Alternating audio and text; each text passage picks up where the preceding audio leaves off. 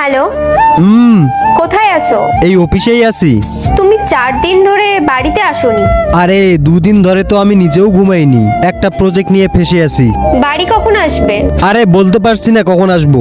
আর হ্যাঁ, তোমার অ্যাকাউন্টে আমি 2 লাখ টাকা পাঠিয়েছি, পেয়েছো? হ্যাঁ, টাকা চলে এসেছে, কিন্তু তুমি কখন আসবে?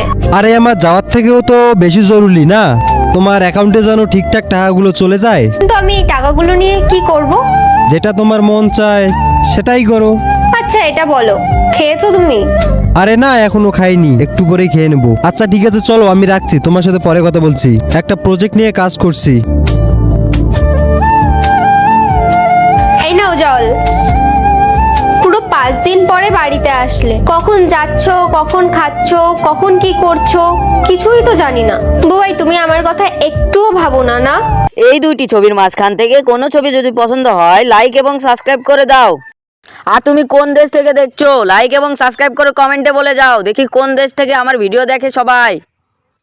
আজকে দেখবো মাকে কে কে ভালোবাসে। মাকে ভালোবাসলে লাইক এবং সাবস্ক্রাইব করে কমেন্টে বলে যাও, আমি মাকে অনেক ভালোবাসি। দেখবো কে কে ভালোবাসে।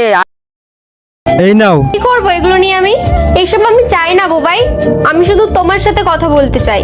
তুমি তো আমার সাথে কথা বলা দূরের কথা, তুমি আমার ফোনটাও রিসিভ করো না। আর এই টাকাগুলো দিয়ে আমি কি করব? কয়দিন আগেই তো তুমি আমার ব্যাংকে কতগুলো টাকা দিয়ে দিলে।